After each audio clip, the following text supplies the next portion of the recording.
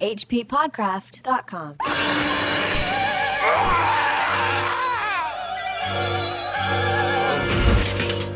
This week's episode of the H.P. Lovecraft Literary Podcast is once again brought to you by Miskatonic Books. Miskatonic Books carries a large collection of mythos-related titles from the genre's best authors and publishers, both past and present. And don't forget, Miskatonic is always looking to buy, sell, and trade mythos-related books and ephemera. I was just looking at a listing for a signed handwritten postcard by H.P. Lovecraft to Clark Ashton Smith, which was pretty cool. Yeah. And right now, until February 15th, Miskatonic Books is offering 10% off to our listeners. Just use the coupon code HPLP, that's HPLP, for HP Lovecraft Podcast, and you will receive 10% off your order. Sounds good. And I should also mention that Thursday nights are no longer ladies' nights at Miskatonic Books. There was a terrible accident, and we're all very sorry. Yeah. Just remember the coupon code is 10% off with HPLP right now at miskatonicbooks.com. And now on to tonight's episode of the H.P. Lovecraft Literary Podcast.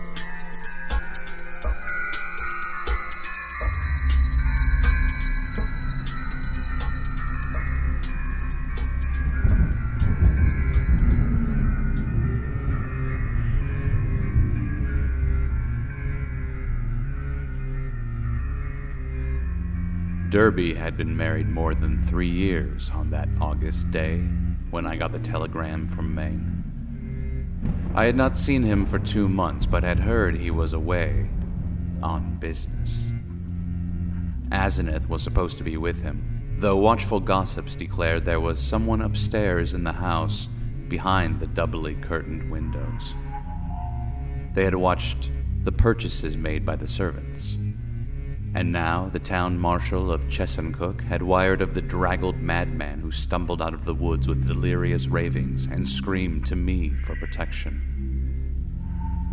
It was Edward, and he had been just able to recall his own name and my name and address.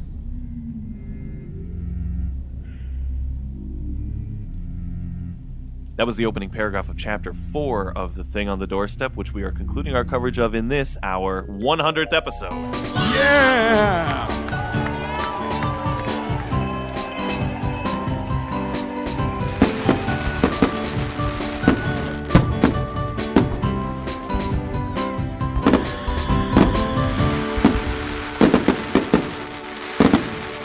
Fireworks just went off in my pants. Wow. It hurt a little bit, but it was very festive. We've done 100 episodes of this show. That's crazy. I don't even believe that that's true. It doesn't seem like we've been doing it that long, but I guess we have. Yeah, they stack up. And that doesn't include our readings that we've done either. It's a lot of audio. Yeah. Well, I would like to thank our listeners for enjoying our show and donating and doing all the things that they do to help us keep going, because without you guys, we wouldn't be doing this. It's been a great 100 half hours of audio. Yeah.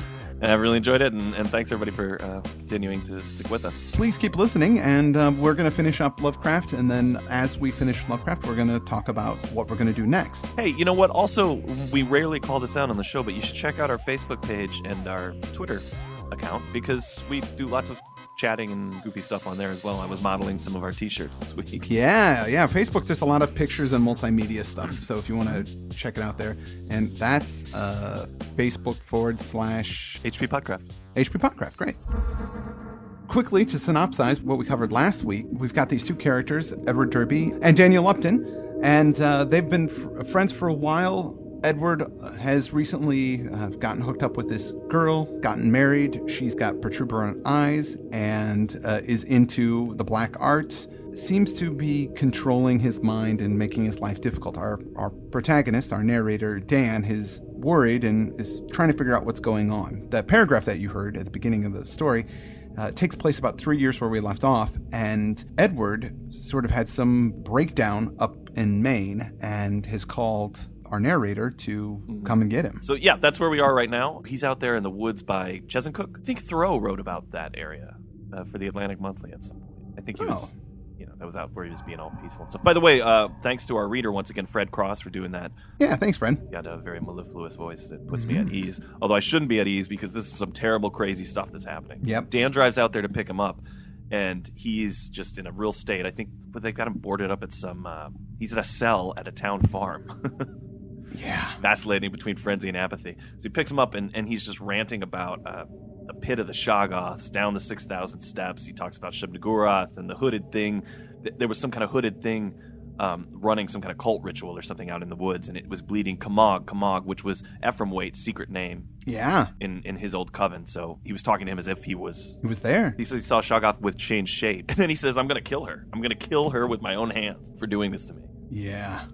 And this is on the car ride back. Now, at some point, there's a crazy change that happens to him, right? Yeah. So he's freaking out and just saying all these things, and then he just kind of gets really quiet and says, oh, what was I saying before? Oh, that was that was nothing. I'm being silly. I'm troubled by these delusions lately. Oh, well. Yeah, and then he takes the wheel of the car and he drives the rest of the way back to Arkham. It's so clear what's happening. And it reminds me of The Whisper in Darkness a little bit, too. You know how in The Whisper in Darkness he suddenly changes personalities and he's like, oh, you know what? All those things I was talking about, the aliens, it's no big deal. They're friendly. I like them. You know, bring all of your collateral, all the things I've been sending you out here. Yeah, all the evidence. All records, all the evidence in the records that this has ever happened. And this is the same kind of thing where he just suddenly says, you know what? I've just been working too hard. But before he does have that personality switch, he talks a lot about this is happening to him quite a bit, where she will take possession of his body, lock him upstairs in her body, and then go out to these far-flung, horrible places and do cult rituals and that kind of thing. And he just sort of wakes up in the middle of it. It's almost like a werewolf story. Yeah. Or like my movie Weredad. You know my movie Weredad? I've heard about. Well, I've seen a poster for Weredad. Yeah. I haven't actually. That's all I've seen. Well, it's a guy whose his dad. This was a vehicle I wrote for Rodney Dangerfield, but unfortunately he passed away. But it would have been a good Rodney Dangerfield movie where his son passes away, and then his son on the full moon turns into Dangerfield. So he wakes up, in the morning in a hot tub with a bunch of bikini tops scattered around, horrified at whatever hijinks he's gotten up to. I thought you were thinking of Ralph Macchio for the. I was thinking of Ralph Macchio. Yeah. He would be perfect. Well, the poster for the movie is in Scream 3. So. Yeah, if you happen to see Scream 3, yeah, and the poster actually features the face of Andrew Lehman and his father. That's right. So if anybody has got a copy of Scream 3, they're walking up the stairs. There's a poster on the wall, and one of the characters says, "Weredad, I love that movie." Right. That's this. I'll put a link. It's totally off topic. I'll put a link up to it in our show notes. I think that Andrew's got the clip on his site somewhere. But anyway, so he clearly gets possessed again or taken over once again on the ride home. There's a couple of other clues he drops here about, I think it's about Asenath's handwriting. Yes. Well, he says, do you know why my wife always takes such pains with that silly backhand writing? Have you ever seen a manuscript of old Ephraim's? Do you want to know why I shivered when I saw some hasty notes that she jotted down? Meaning, when she's not... She's inventing a style of handwriting, but when she's not being self-conscious about it, she's got the same handwriting as Ephraim. Because she is Ephraim. She's Ephraim. And it makes me so sad for Asenath when they reveal that here. The way he talks about it, he says, what devilish exchange was perpetrated in the house of horror where that blasphemous monster had his trusting, weak-willed, half-human child at his mercy. Yeah. It's pretty horrible when you think that this poor little girl... up till this point in the story, you think of Asenath as this kind of malevolent force. Yeah. And here, when you realize what he did to her, I mean, it really is kind of like a rape thing. I mean, he had her locked up in his house, and he entered her, I would say it's even worse than rape. They say when Ephraim died, he was a raving lunatic. He was screaming and freaking out and saying these crazy things, and that's because it was Asenath in his body. Yeah. She doesn't even exist at all anymore. I mean, she's just dead. She's dead. It's so awful. Which is also horrible about it is Ed has been with Ephraim pretending to be Asenath the whole time. Mm-hmm. This woman that he was in love with wasn't even a woman and wasn't in love with him. It just manipulated and controlled him. And that is super sad as well. And they consummated their marriage, right? I mean, they were married. So, he's been sleeping with this old wizard. Oh, God. It's really terrible. Yeah. In this drive, he takes over the wheel and says, I hope you forget my attack back there. And they drive back. And, of course, it makes Dan feel pretty bad. Yeah. Now, after that, we get into chapter 5.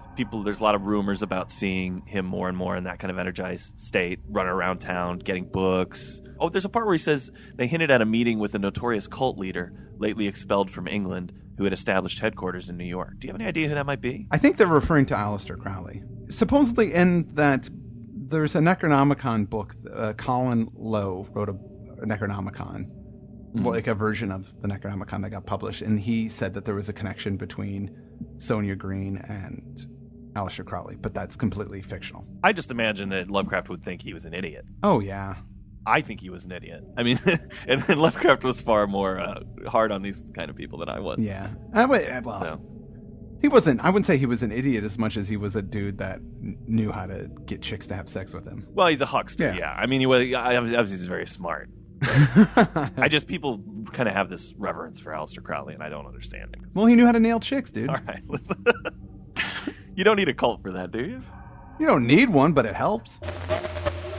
People are hearing sobbing in the Crown and Shield house, and it seems to be a woman's. Although, and people think it's Asenath up there crying, although some people think that maybe it's a guy sometimes. Yeah. Although there's a great scene where it says, one day this was all dispelled when Asenath appeared on the streets and chatted in a sprightly way with a large number of acquaintances, apologizing for her recent absences and saying she had hysteria, some kind of nervous breakdown. Or they were hearing a guest from Boston who was crazy. That's what it was. Well, there was one thing, too, where Ed comes over for a visit to pick up some books from Dan, but he doesn't use the knock.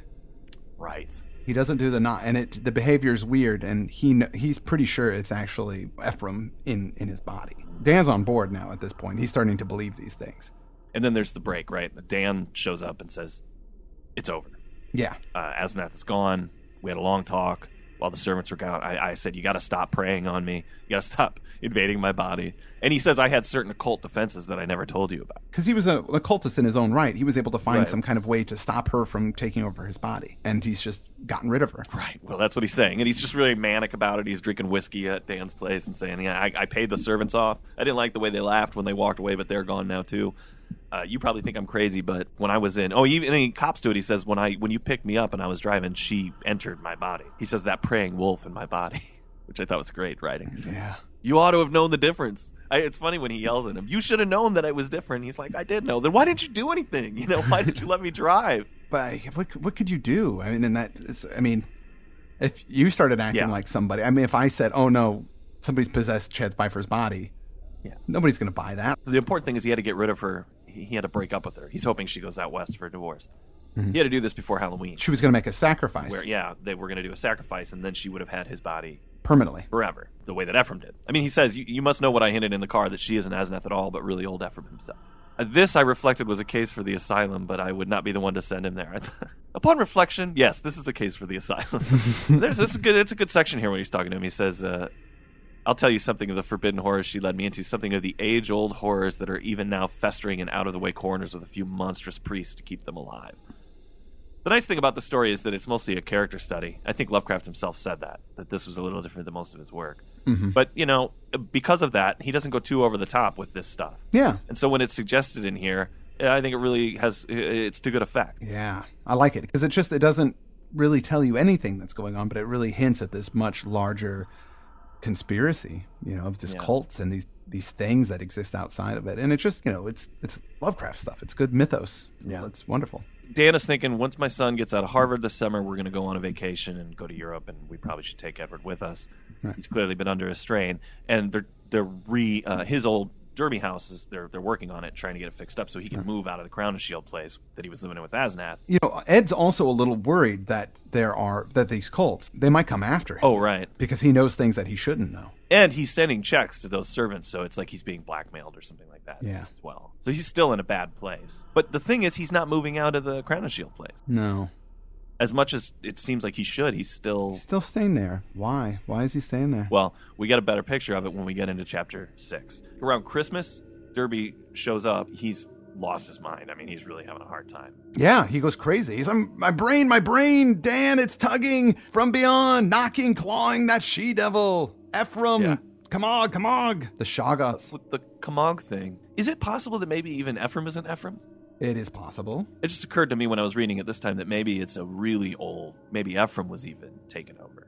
Could be, yeah, absolutely. Maybe. I mean, they say that he found in the Necronomicon the way to do this, so it probably is Ephraim. Yeah, and I know a lot of times they have those secret names in cults and things like that, like people's true names. I've heard that in mysticism, where they'll have a special name that has power and not their normal name. Yeah, and if somebody knows that name, they have power over you. Yeah, exactly. As usual, when Edward comes over and he's freaking out, Dan gets him to drink. This time he pours some wine down his throat. Last time it was whiskey, but that's always how they confront this. Yes. Well, Asenath's trying to take him over again, and he stayed at Dan's that night. Yeah, she's trying again, and And he says, nothing can stop that force, not distance, nor magic, nor death. It comes and comes mostly in the night. Oh, Dan, if only you knew as I do how horrible it is. Oh. And then he stays the night, but then he splits in the morning, right? Well, he gets up and he's gone. Dan gets up and he's just not there anymore. And he goes to pieces really rapidly after. Yeah, he really starts falling apart. He doesn't come back to Dan's, but they go by there, and he's just sitting in his library staring at nothing and just listening, listening, and listening. Sometimes he's able to talk rationally, but more than... He's having seizures at night, and he's really frenzied. And so Dan...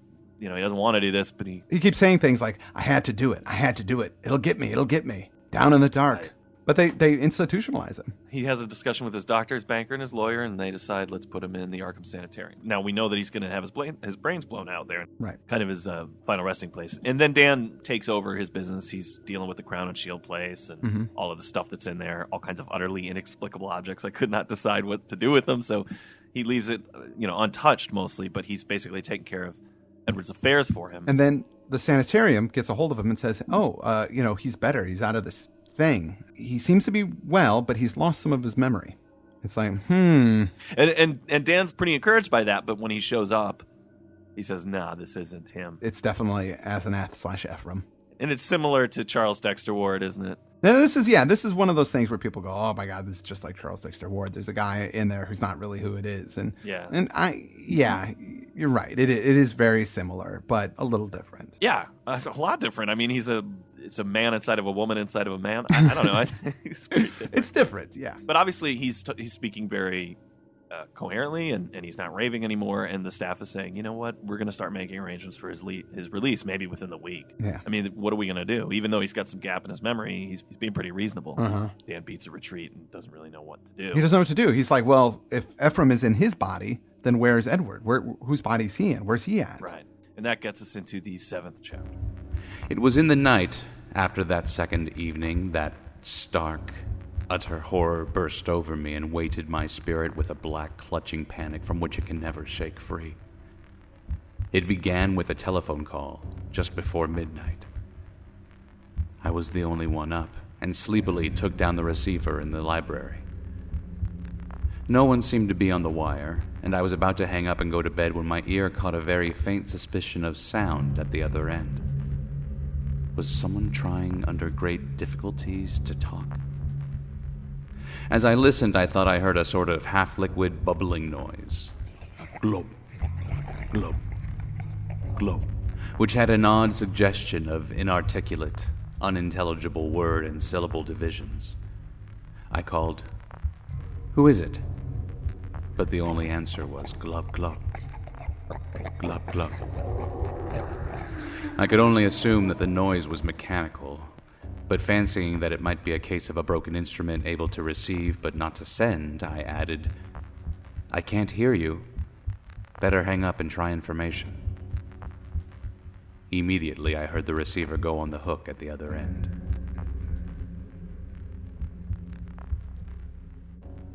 That is the creepiest use of glub glub ever. Oh, yeah. It is, absolutely, because glub glub's kind of funny to me. Yeah, but it's, oh gosh. Who made that call? It's pretty horrific. When it was traced afterward, they found it came from the old Crown and Shield house. Someone or something called him from there. Now, at this point, Dan says he believes everything that Edward told him. He believes everything. It's all real. Asenath, Ephraim in the body, all that stuff happened. And he's going to explain why. He says that afterwards people said, they went to the Crown and Shield place, and there was a remote cellar storeroom that was all in upheaval. There were tracks in the dirt. The wardrobe was hastily rifled through.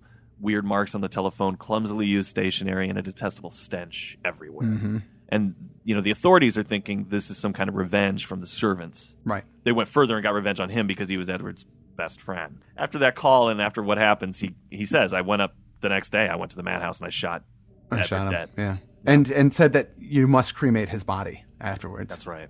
But what was the thing that happened that caused him to do that? I mean, there are people, he's hinting at it here in these first few paragraphs where he's saying there are tales of that dwarf, grotesque, malodorous thing met by at least 3 wayfarers in High Street just before 2 o'clock. Well, he gets a knock at 2 o'clock in the morning, and that knock is Edward's knock. The 3 followed by the 2. He gets up. He goes to the door. He's first just hit with this terrible smell. This, what is it says? A gust of insufferably fetid wind. It's this terrible, gross smell, horrible thing. And then he saw a dwarfed, humped figure on the steps. Yes, this is the thing on the doorstep. This is the thing on the doorstep.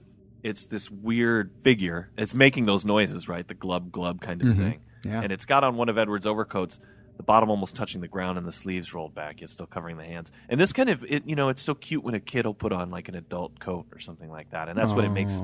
It's like a perverted, weird, disgusting. I need to think about this little zombie thing, glub glubbing on the doorstep in the and overcoat. he passes out. Well, he gets the note. the thing on the doorstep hands him a note.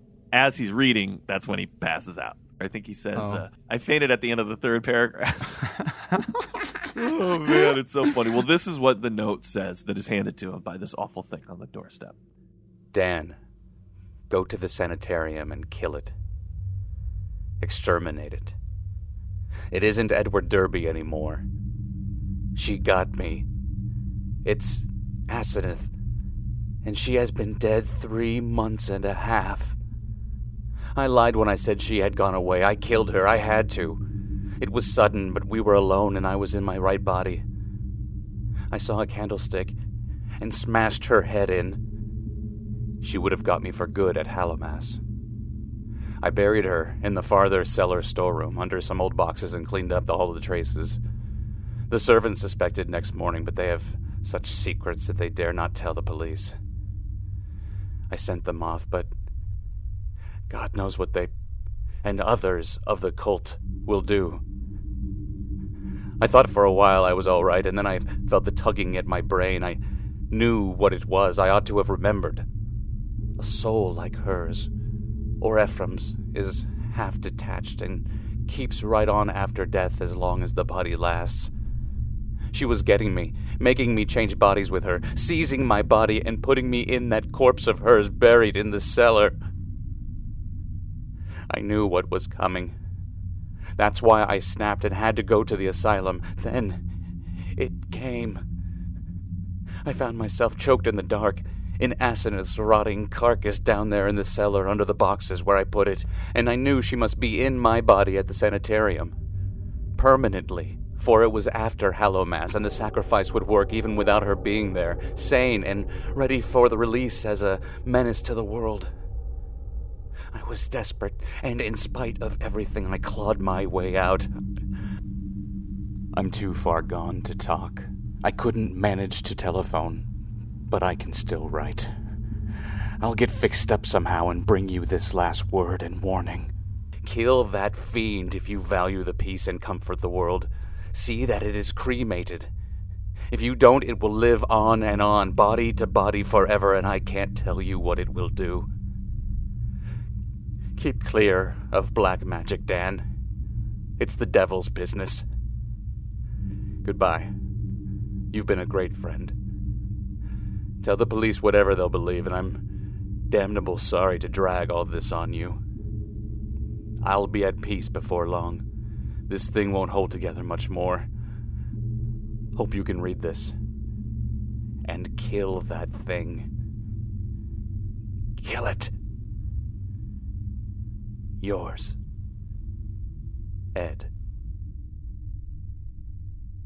Wow. Man. The fact that his consciousness is being transferred into a corpse that's walled up in the basement That's pretty horrific. Really the crowning touch of horror on the whole story to me. Absolutely. I still remember reading this for the first time a long time ago, and that really hit me hard. It was just horrible. What he sees and smells what's cluttered up in the threshold where the warm air had struck it. So basically this corpse that handed him the note just collapses into a discarded mess of corrupted flesh on the doorstep. Liquescent horror, I think he calls it.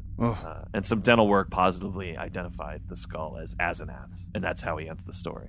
It's a good one. Yeah. I had some Michael Reaves, who wrote some notes for us on the last that we read on the last episode, had a couple of more thoughts about this. which I have here. He writes, the best way to describe this story's structure is as a sort of head-on collision between Invasion of the Body Snatchers and a Moliere-style bedroom farce. Only instead of climbing in and out of each other's beds, they're in and out of each other's bodies.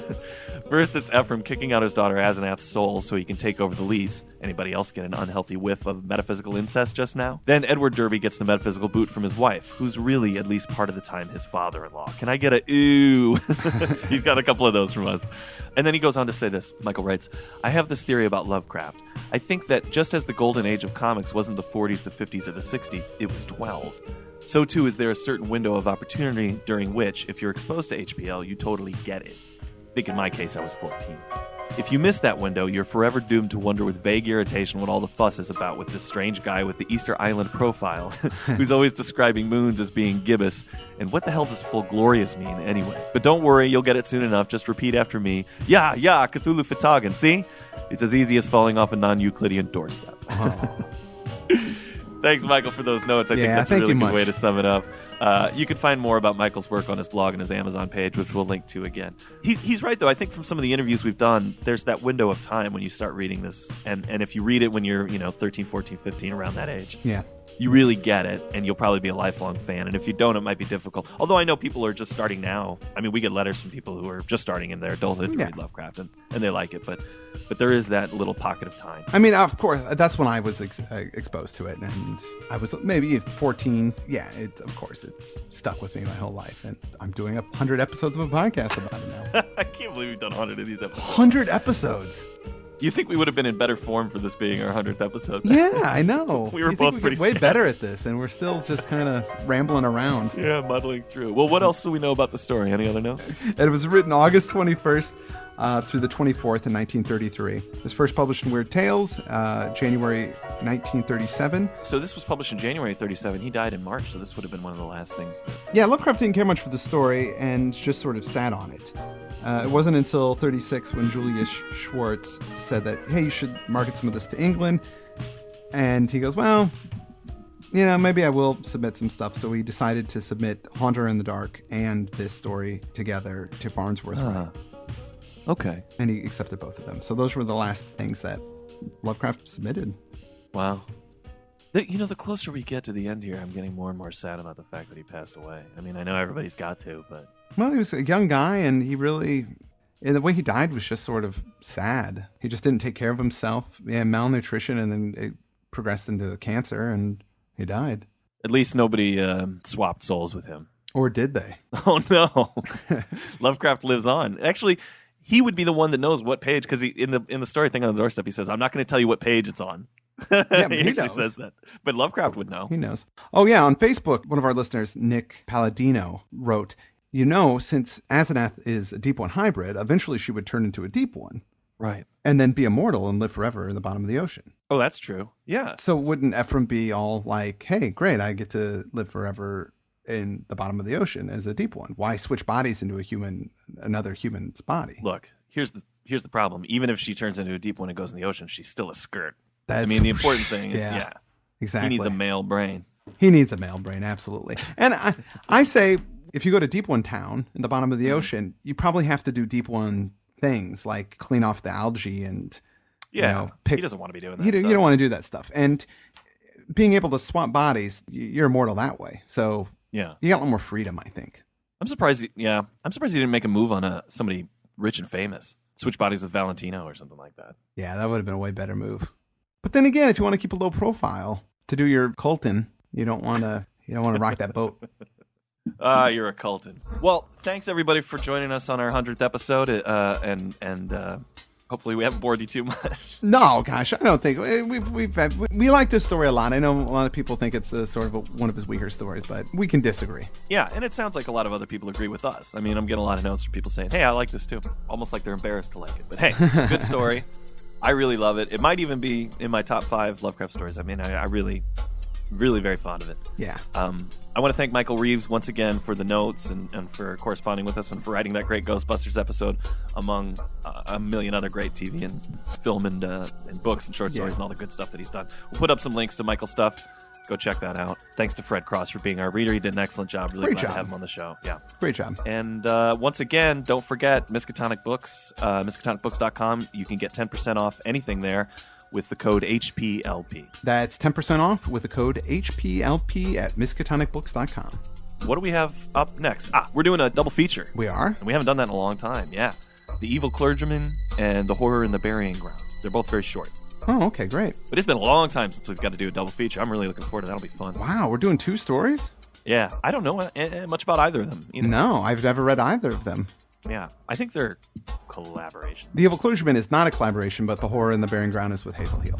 Okay. We can expect that somebody will be turned to stone in The Horror in the Burying Ground. I hope so. I want Yet the brain will be alive. Chad, I want to say good job on these last 100 episodes here. Yeah, you too, man. I've been really happy with your work. Thank you.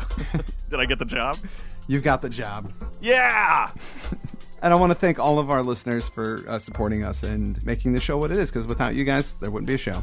Yeah, that's right. And we'll be back next time with episode 101. And with that, I'm Chris Lackey. I'm Chad Pfeiffer. And this has been the HP Lovecraft Literary Podcast. At hppodcraft.com. hppodcraft.com.